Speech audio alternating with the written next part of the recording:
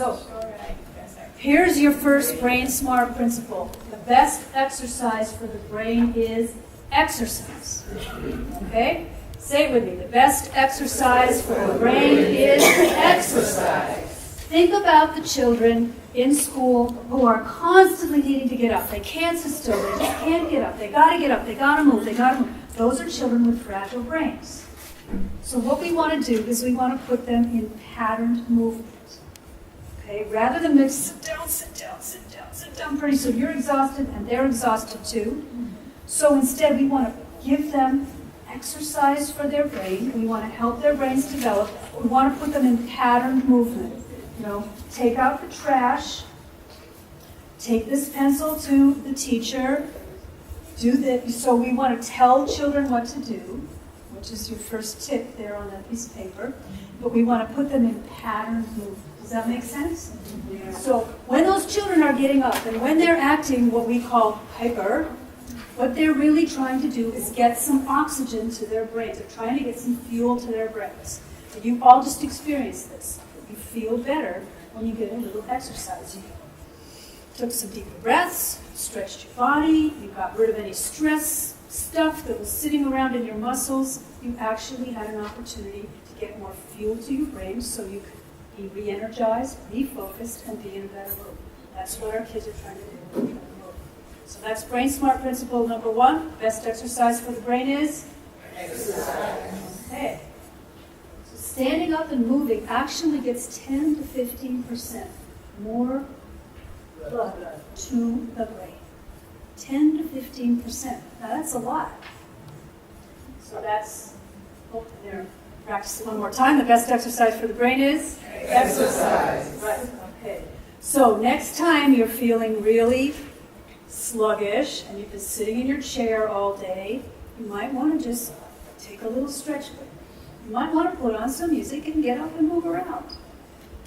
And I actually use this recording, and many have lots of songs like this, of course, as you can imagine, with kids. And it's a really good way, if you've got a classroom full of kids who are all over the place and really disorganized, it's a really good idea to put something like this on the music and let them do it. They'll be happy, they'll be jumping around, they'll be excited, and guess what? Then they'll sit down and they'll get back to work. So, exercise gets blood and oxygen mostly to our frontal lobes. So, Brain Smart Principle number 2, the brain is pattern seeking and survival oriented. So we actually have a hand motion to go with this. We say the brain is pattern seeking and survival oriented. Okay? So the survival-oriented part comes from that reptilian brain, fight, flight, freeze, and the pattern-seeking comes from the cortex. So our children are always looking for the pattern. But guess what? If you're from a home that has no pattern, no ritual, no routines whatsoever, you come to school and what do you look for? You look for the pattern you're familiar with, which is chaos. And you create chaos in the classroom, right? Or among your peer groups. Whereas if you come from a home where you get up in the morning, you have your breakfast, you get dressed, you kiss your mother goodbye, and you go off to school, and you come home, and you put your backpack down, and you hang your coat up, and you kiss your mother hello, and you have dinner later on, and you do your own. So there's a pattern. That brain is pattern seeking. It has sought the pattern, it has found the pattern. And it can be organized, and it can go ahead and organize subsequent activity. So the brain is pattern-seeking and survival-oriented. Okay. So children who know what the pattern is feel safer, and they have more self-control. Once we know the pattern, and we look for it, this is the brain doing its learning and development thing. So, Brain Smart Principle number 3. Connections on the outside with other people, build connections on the inside. And it's those connections on the inside that we need in order to control our impulses, to be able to set goals, and to be able to achieve our goals. That's what we need. We need that neural connection in our brains. And how do we get it? As infants, we start looking for connections on the outside so that it will help us build connections on the inside of our brains. Does that make sense? So Brain Smart Principle number 3, Connections on the outside with other people make connections on the inside. So what do I mean by connections? Just learned that. What's a connection? What are the 4 things you need for connection?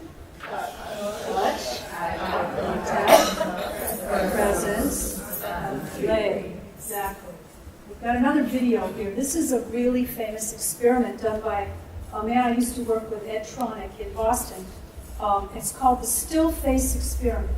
And what they did is they asked mothers and they asked mothers to bring their babies who were a couple months old, to the lab, and then they filmed them kind of doing what mothers and babies do, and fathers do this too, so I don't mean to use just mothers. I apologize for that. Fathers do this too. And then they asked the mother to just put on a still face, and you're going to watch what happens. Yeah. Here she is.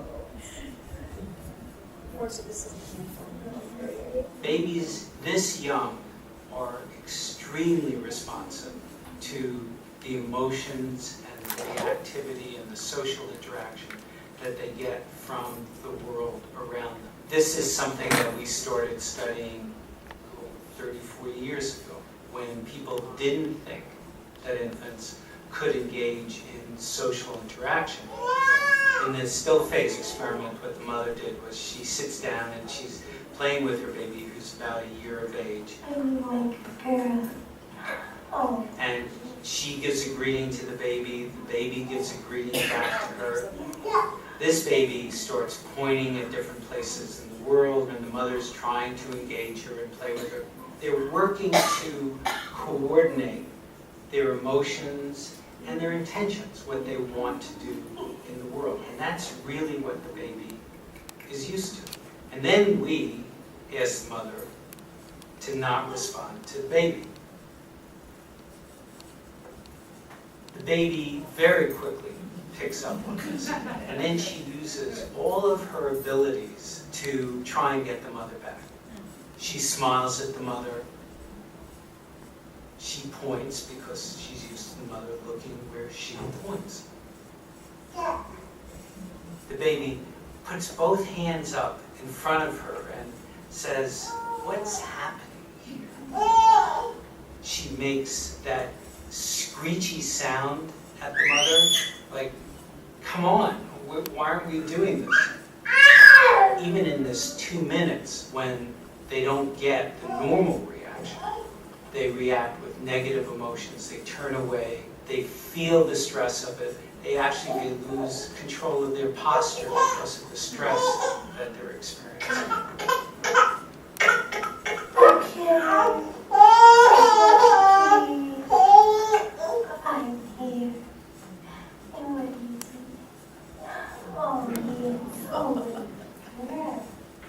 It's a little like the good, the bad, and the ugly.